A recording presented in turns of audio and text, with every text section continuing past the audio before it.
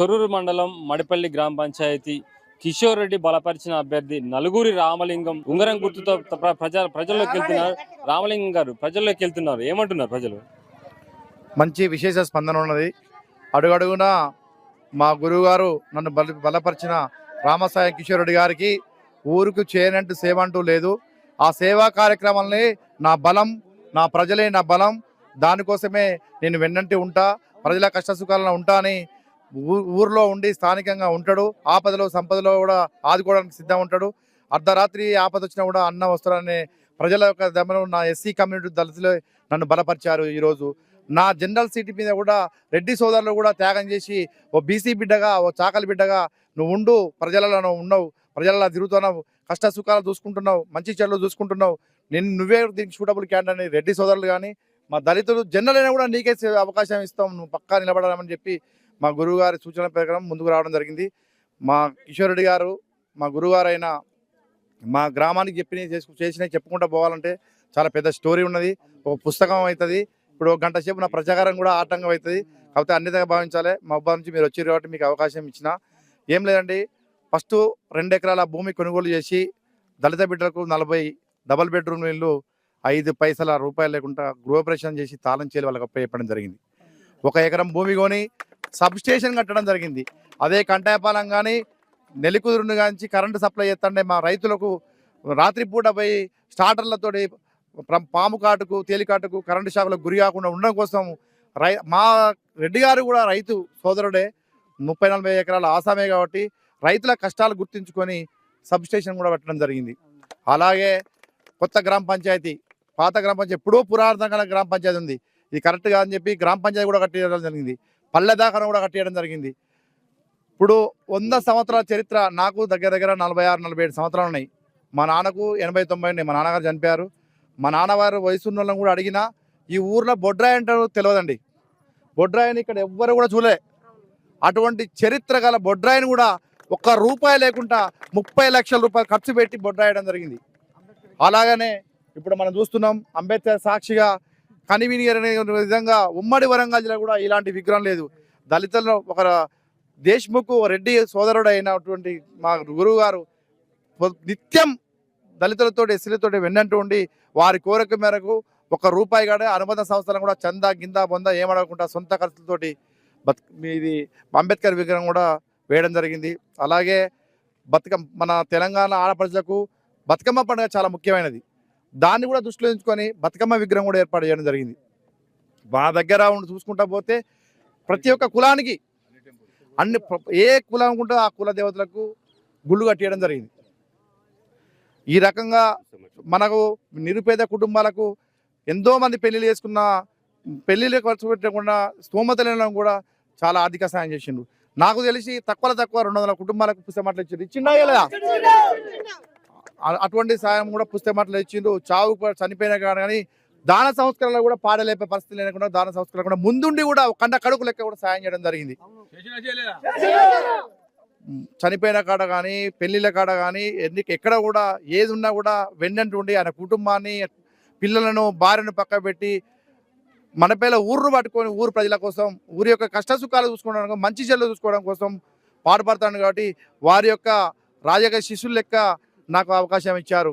దాని మా గురువుగారి బలమే, నా జనమే, ఈ ప్రజల బలమే, ఈ దళితుల బలమే, వీళ్ళ యొక్క కోరిక మేరకే నేను నామినేషన్ వేయడం జరిగింది. నన్ను మా గురువు గారు చేసిన అభివృద్ధి నాకు బలం. వాళ్ళే నన్ను గెలిపిస్తారు, తప్పకుండా గెలుస్తా. మీకు ప్రత్యర్థికి తేడా ఏంది అసలు? నాకు ప్రత్యర్థి కంటే వాళ్ళు రెడ్డి సామాజిక నుంచి వచ్చారు, మేము దళిత బీసీ వర్గాల నుంచి వచ్చినాం. మేమేందంటే నేను రాజకీయంలో 2013లో సర్పంచ్ ఓడిపోయి నేను కష్ట నష్టాలు ఉన్న 2013లో ఓడిపోతే ఇలా 2025 12 సంవత్సరాల నుంచి ఓడిపోయినా కూడా నేను ప్రజలలోనే ఉన్నా. ఓడిపోయినా ఎక్కడా పోలే, పారిపోలే, కష్ట సుఖాలలో ఉన్నా, మంచి చెడుకున్నా. ఏమైనా ఆపద వస్తే పోలీస్ స్టేషన్ పోతారు. కానీ ఇక్కడ మా దగ్గర రామలింగాన్ని చెప్దాం, దొరవారు చెప్దాం, అనిలేడి చెప్దాం, పాపిరెడ్డి చెప్దాం అని మా సమస్యలు పోలీస్ స్టేషన్ పోకుండా మా దగ్గర మేమే పరిష్కారం చేసుకుంటాం. నాకు మంచితనం ఉన్నది. నేను ఏందనేది ఇదే చాలు. మాకు ఏ ఆపద వచ్చినా కూడా అది మంచే కానీ చెడే కానీ ఏది ఉన్నా కూడా ఒక ధీమా. నాకు ఉన్నది. నేను వాళ్ళు వచ్చింది 2-3 సంవత్సరాల కాంచి ఝాన్సీ మేడం వచ్చిన కాంచి ప్రజలకు వచ్చిన వాళ్ళు 2 సంవత్సరాల కాంచి. నేను 2013లో సర్పంచ్ ఓడిపడడం జరిగింది. 2018లో నిలబడమంటే మా సర్పంచ్ సాబ్ ఎక్కడుంది? ఇగో ఎస్సీ లేడీ రావడం వల్ల మా చిన్నమ్మను 10కి 10 వార్డు మెంబర్ గెలిపించుకొని సర్పంచ్ కూడా గెలిపించుకోవడం జరిగింది. ఇప్పుడు 2025లో నిలబడదాం అనుకుంటే జనరల్ అవకాశం వచ్చింది. జనరల్లో కూడా నా రెడ్డి సోదరులందరూ కూడా నువ్వు దీనికి కరెక్ట్ షూటబుల్ క్యాండిడేట్, నువ్వు ప్రజాసేవలో ఉన్నావు, ప్రజల మధ్యలో ఉన్నావు, మేము తిరగలేము, మేము వ్యవసాయం చేసుకుంటున్నాము, ప్రతి ఒక్కరికి అందుబాటులో ఉన్నాం. అదే రావుల అనిల్ రెడ్డి గారు కూడా నా బిడ్డ పెళ్ళి ఉంది, నాకు చాలా కష్టాలు ఉన్నాయి, నేను ఇప్పుడున్న పరిస్థితుల్లో ప్రజలలో పోలేను, తమ్ముడు నువ్వే ఉండవు అని చెప్పి త్యాగం చేసి నాకు సీట్ ఇచ్చిండు. ఈ రెడ్డి సోదరులందరూ కూడా మీకు సపోర్ట్ ఇప్పిస్తా, నువ్వేం భయపడకు అని చెప్పారు. అదే నా దళితులు ఎస్సీలు ఒక 600 కుటుంబాలు 600 ఓట్ల దగ్గర 200 కుటుంబాలు కూడా బిడ్డ నేనున్నా, నేను ఒక బీసీ నాయకుడు, నువ్వు ఉండు, మేము చూసుకుంటాం. నేను ఒకటే చెప్తున్నా, ఏం చెప్తారు? ఎస్సీలల్లా ఏ కుటుంబం అయినా కూడా అన్న, తమ్ముడు, అక్క, చిన్నమ్మ, అత్త, బావ అనే కులబతాలు లేకుండా ప్రతి ఒక్కరితోటి వరుసలు చేసి మమేకం అయిపోతా. నా ఇంటికి వస్తే నా పల్లెంలో తింటారు, నేను పోతే వాళ్ళ ఇంటికి కూడా నా పల్లెంలో తింటా. అదే నా బలము. ప్రత్యర్థులకు చెప్తున్నా, నేను ప్రజాసేవలో ఉన్నా, 2013లో ఓడిపోయినా, ఈసారి నాకు అవకాశం ఇస్తారు ప్రజలు, నేను బరాబర్ గెలుస్తా, ప్రజాసేవ చేస్తా. వీళ్ళకి ఆపద వచ్చినా సంపద వచ్చినా కాలుకు మున్నాడు కూడా నా పళ్ళతోటి నేను తీసి వీళ్ళని కాపాడుకుంటా. నాకు డబ్బులు అవసరం లేదు, నాకు 2 పిల్లలు ఎడ్యుకేషన్ సెట్ అయిపోయారు, నాకు సంపాదన అవసరం లేదు. ఈ ప్రజల సాక్షి చెప్తున్నా, ప్రమాణపూర్తిగా చెప్తున్నా, గ్రామ పంచాయతీ రూపాయి ముట్టుకున్నా నేను మనస్సాక్షి నాశనం అయిపోతా. ఏ వచ్చినా కూడా పేద ప్రజల కోసమే, నా దళితుల బిడ్డల కోసమే, ఇల్లు లేని వాళ్ళకు ఇల్లు కట్టిస్తా, పింఛన్లు రాని వాళ్ళకు పింఛన్లు పెట్టిస్తా. మన ఉపాధి అంటే జస్ట్ ఒంటరి మహిళలు చూసినా వాళ్ళకు 35 కిలోల కార్డు కూడా ఇచ్చి వాళ్ళని కాపాడుకుంటా. ఏ ఆపద వచ్చినా వాళ్ళ కుటుంబ సభ్యునిగా ముందుకు పోతా. అదే నా బలం. నేను ప్రత్యర్థులకు చెప్పేది కూడా అదే, నేను బరాబర్ గెలుస్తానా, ప్రజలకు వస్తానా. నేను మా గ్రామ ప్రజలకు అందరికీ పాదాభివందనం చేసి చెప్పాల్సింది ఏంటంటే, నాకు దళిత సోదరులు కానీ బీసీ సంఘాలు, నేను బీసీలో ఉండబడిన అన్ని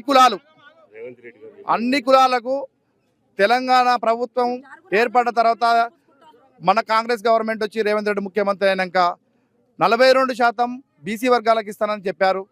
42% వచ్చిన తర్వాత బీసీ రిజర్వేషన్ ఆల్రెడీ నాకు వచ్చింది. అందరూ కూడా మా వాళ్ళంతా అన్న సర్పంచ్ అయిపోయింది అనుకున్నారు.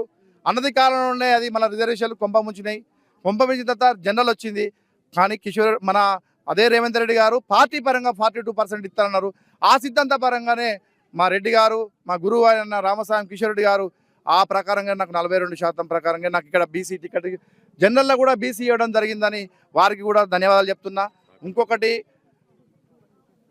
పోయిన ఎంపీటీసీ ఎలక్షన్లలో ఇదే నాకు ఎదురుగా నిలబడ్డ సోమిరెడ్డి అతను ఎంపీటీసీ జనరల్ వస్తే బేడాపుడుగా జంగాల అభ్యర్థి తూర్పాటి చిన్నంజయ్య గారు బరిలో ఉంటే 5 లక్షలకు అమ్ముడు వేడు. ఈ సభముఖ చెప్తాను, బీఫామ్ వచ్చిందని 5 లక్షలకు అమ్ముకున్నాడు. అది నా బలం. ఇవాళ కూడా నువ్వు ఏదొచ్చినా కూడా ప్రజలను నట్టేట ముంచేసి నువ్వు నీ స్వలాభం కోసం అమ్ముడు పోయి నీ యొక్క కుటుంబ బాగుపడడం కోసం చూస్తావు తప్ప, కానీ నేను ప్రజల కోసం చూస్తున్నా. నేను ఒక సాకలి బిడ్డగా మీ అందరికీ చెప్తున్నా, ఊరు ప్రజలకు పేరు మీద పాదాభివందనం చెప్తా. ఆయన ఎమ్మడి తిరిగిన ఎంపీటీసీ కూడా ఇక్కడ దళితులందరినీ స్థలం వస్తుందని చెప్పి ఎగేసి ప్లాట్లు ఇప్పిస్తా, గిడ్లు ఇప్పిస్తానని ఆయన కూడా స్వలాభంగా 3-4 లక్షలు వేసుకొని పోయాడు. ఏమైనా కేవలం ఎలక్షన్లు అప్పుడు వచ్చినప్పుడే హాయ్ నమస్తే మామ నమస్తే అన్న అంటాడు, ఎక్కడ పడితే అక్కడ 2-3 బాటిల్ తిప్పుతాడు, పోతాడు. తర్వాత ప్రజలలో దొరకడు.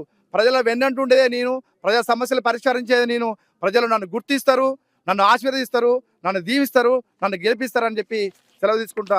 జై కిషోర్ రెడ్డి, ఉంగరం గుర్తుకే, ఉంగరం గుర్తుకే, ఉంగరం గుర్తుకే. అందరితో కుల మతాలకు అతీతంగా కలిసిపోతాం. వాళ్ళు మా ఇంట్లో ఒకరిలో ఉంటాం. అదే గతంలో చూసుకున్నట్టంటే 2014 నుంచి ఇప్పుడు ప్రజల్లో ఉన్న ఏదైతే నెల్లికూరు నుంచి ఇప్పటి వరకు కరెంటు విద్యుత్ సరఫరా కావచ్చు, ఇండ్లు పూర్తిగా కట్టించి వాళ్ళ ఇంటికి ఇల్లులా చేసాము. అలాగే అంబేద్కర్ విగ్రహం కావచ్చు, ఇటు బొడ్రాయి కావచ్చు, ఏదైతే కుల మతాలకు అతీతంగా సహాయం చేస్తా, గ్రామ పంచాయతీలు ఉన్నట్టు నిధులు ఒకటి కూడా తీసుకొని పూర్తిగా ప్రజల్లోకి ఇచ్చేసి ప్రజల అభివృద్ధి కోసం నేను పాటుపడతా, నన్ను నమ్మండి, ఇది ఒక్కసారి అవకాశం ఇవ్వండి, మమ్మల్ని దీవించండి అని చెప్పేసి కూడా చెప్తున్నారు రామలింగం గారు. కెమెరా పర్సన్ శ్రావంత్, వెంకన్న, మహబూబ్ జిల్లా నుంచి.